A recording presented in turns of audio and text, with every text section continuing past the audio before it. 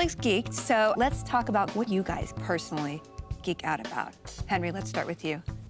Specifically which universe, or just... I mean, just anything. Oh my goodness, here we go. How long have you got? You've got so many and I've got none. Yeah, I was like, how much time do we have? Listen, I'll sit here all day listening. Ruling out The Witcher. Yeah, no, The Witcher. Okay. I mean, the easy answer is Warhammer 40,000. That is my jam. I have been into it since I was 10. What's your army at the moment? Custodes. Yeah. I'm going Necrons next year. Wait. Oh. Okay. All right. Cool. Were you into? Yes. Were you into this? British actor Henry Caville has donned a variety of suits and hats for a number of franchises throughout his career, most prominently as the once and future Superman and Zack Snyder's infamous run helming the DC Cinematic Universe, and in 3 seasons of Netflix adaptation of the popular Polish fantasy series The Witcher. Despite being an obviously handsome beefcake with a body almost literally chiseled out of marble by some ancient Greek sculptor, from the moment it was announced that Cavill was cast as Kal-El in Man of Steel, the guy has gone to great lengths to drive home the point that he's actually an ardent nerd inside his sexy exterior. He's actually more inclined to just play video games and, play with tabletop miniatures and roll dice and that kind of thing. He most famously nearly missed the call to accept the Man of Steel gig because he claimed he was too busy playing World of Warcraft, and he never passes up an opportunity to express his appreciation and respect for everything from comic book lore and high fantasy in all its forms, and invokes his enjoyment for the average activities one would expect from your typical neat, mouth-breathing neckbeard who huffs and puffs about their interests being subsumed by corporations, appealing to the normie masses. Based on the scuttlebutt from his former cast and crew on The Witcher, his sensibilities and preference for adhering to the text as much as possible has at the very least caused a great deal of friction with those who work with him, and even put the likes of comedian Tiffany Haddish off from wanting to get into his pants. Every day on this set, I was grinding my teeth because there was no one who would know the reference that I'm about to give you. And I mean, even if you don't get it, there's some cameras here and there are people at home who will get it. Okay. Do you know Warhammer at all? Warhammer 40,000, that kind of stuff? That Not world? the greatest expert. Okay, so, that's fine, that's fine. There's people at home who are just gone, oh yeah. Yeah, they're leaning in now. Go for it. That chandelier looks like a Blackstone fortress. And I know that no one on set would have got that. Matt, my co-host on Theater Id's stream, has previously expressed his theory that this image and perception Cavill has cultivated is all for show, that all of his time spent live streaming painting miniatures and building PCs is actually just a front to disingenuously appeal to a cross-section of the fan base that often is derided and demonized by those catering to the wider, modern audience.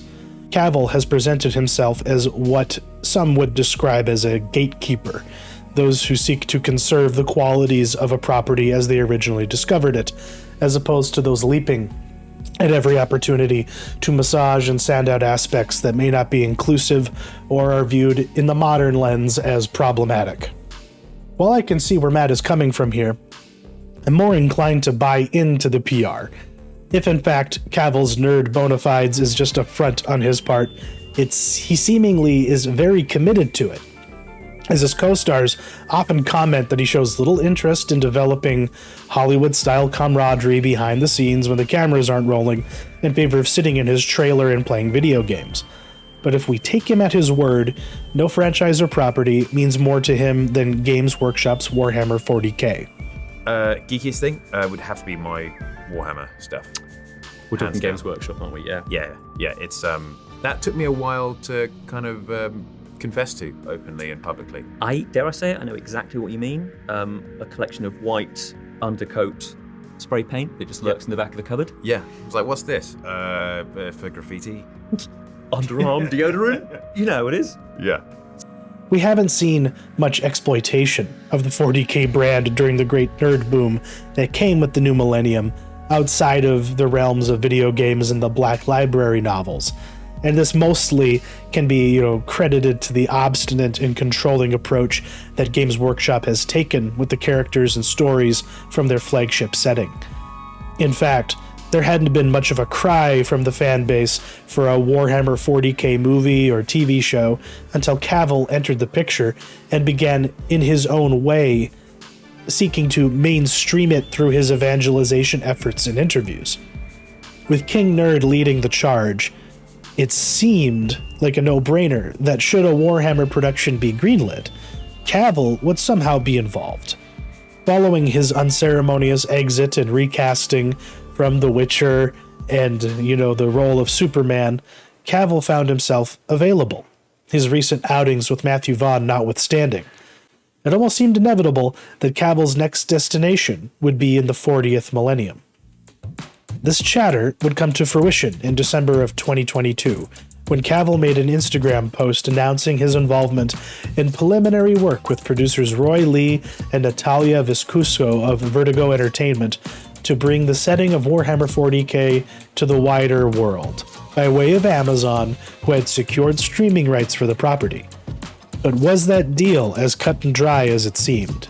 Though The Hollywood Reporter confirmed in December 2022 that Amazon had locked up the rights to this beloved property, it would take nearly a year for Amazon Studios and Game Workshop to officially announce the partnership. We all finally had confirmed that Cavill would star in and produce a streaming series and a potential film for Amazon's stable of properties, in addition to subsequent productions focusing on Warhammer Fantasy content. In fact, there was a period in 2023 where rumors were swirling saying the deal had collapsed after the two parties were unable to come to agreement on a number of caveats the famously miserly Games Workshop was adamant on including, which does track with how they engage with video game developers working within their sphere of influence. All that pomp and excitement would be short-lived, however, as the last couple months in 2024 has been transformed into a rancorous and bitter battlefield over a major point of contention within 40k fandom: the inclusion of female characters in the ranks of factions that in the lore were categorically and strictly male. Modern audience tourists and the hardened gatekeepers of 40k fandom have long been locked in conflict over the proposed introduction of female space marines, which in the previous lore had been portrayed as a biological impossibility due to the rigorous process involved in their creation being unsuitable for female genetics. But it would be leaked images from the latest codex of Cavill's favored Custodes characters that would cause the situation to erupt, as it revealed that women had always been amongst the God Emperor of Mankind's retinue of gold-plated bodyguards. These leaks were initially circulated by a Spanish-language Warhammer podcast and were roundly dismissed by the likes of Gatekeeper-in-Chief Danny Fortuna on Facebook fan pages. But then, Warhammer's official X account threw even more magma on the fire with a tweet retconning decades of lore, saying since the first of the 10,000 were created, there have always been female custodians. The reaction to this has been predictable, to say the least. While one side of the debate has declared victory over those they call chuds, the gatekeepers and other fans fed up with DEI initiatives have gone on the offensive themselves, divesting and unsubscribing from Games Workshop and Warhammer Plus as they renounce their loyalty to the company in disgust. As LoreTuber Luteen put it in his video on the controversy, and I'm paraphrasing here, nobody thought to mention or noticed this in 10,000 years? It just doesn't make much sense, and is egregiously cavalier as far as retcons are concerned. Games Workshop has no qualms, with just randomly inserting a tank into a timeline or setting that hadn't been there before, because they're just trying to sell a miniature of a tank. It doesn't break the lore in a significant way. And this change, as far as the Custodes is concerned, is shaking the very foundations of the property itself, and things are starting to teeter out of control. We've seen recently how companies like Sony have had to back off on popular initiatives like their PSN account change, following the ferocious blowback from the Helldivers 2 fanbase. but admittedly, it's kind of apples to oranges. The stakes are very different for Games Workshop and the Femstodes controversy. While it remains unclear how much of a financial consequence has been meted upon Games Workshop by its fans, there are a few questions that remain. What truly inspired this drastic change to established lore? Why was the setting written this way in the first place? And what does Henry Cavill himself think? And will this endanger his involvement in a production which he, for all intents and purposes, willed into existence? An anonymous 4chan poster provided some context, if you want to believe that he is an uninformed insider. But it goes without saying, this should just be taken with a grain of salt. That said, some things this individual put out there do line up with the larger timeline that we are aware of. The gist of it is this, that when Cavill made his December 2022 Instagram post, he jumped the gun before pen had ever been put to paper on the contracts, which Amazon Studios and Games Workshop were still locked in brutal negotiations over. While he no doubt had self-serving reasons to get the word out there and to use populist reactions to make it all a reality, his actions allegedly left Games Workshop at a decidedly unfavorable disadvantage in finalizing the deal with Amazon. Concessions had to be made, and the mega corporation wanted one thing: chicks in armor like the boys wear. While such female-centric factions do exist in Warhammer 40k, they were later additions, and it was much easier from a sales and logistical standpoint for Games Workshop in regard to the production of miniatures to just not have female Space Marines, specifically.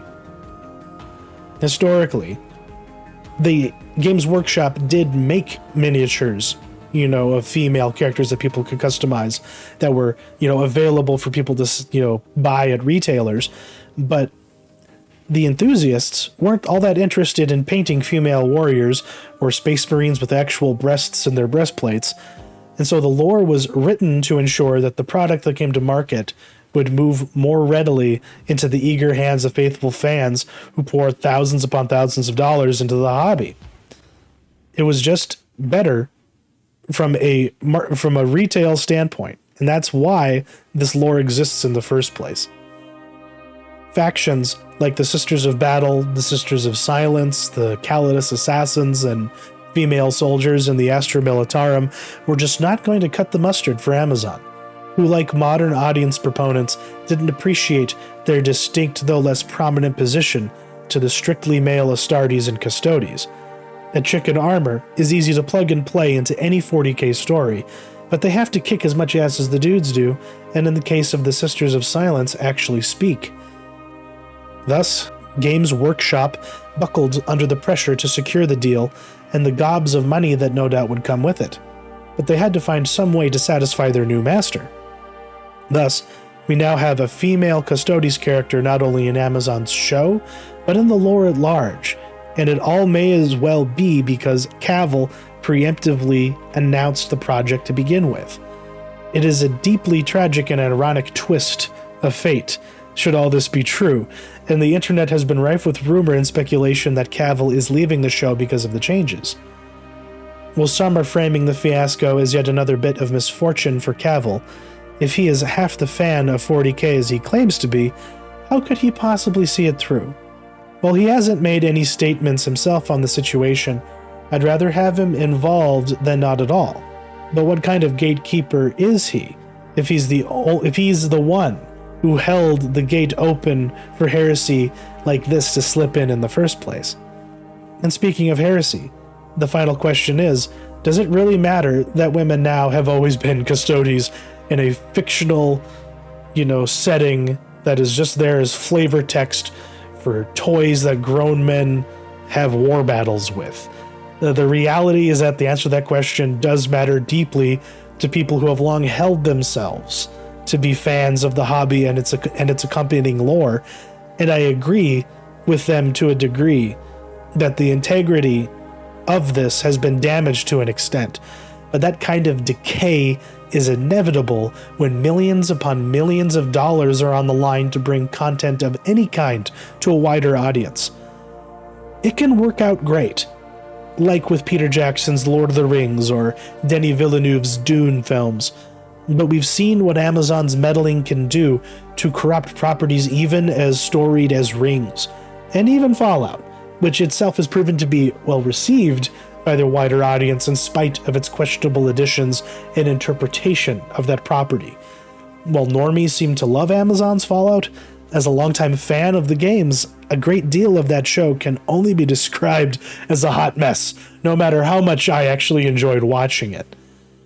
In the end, we have no choice but to wait for the cameras to start rolling to know anything for sure, because with or without Cavill, Amazon's 40K is coming. May the Emperor preserve us.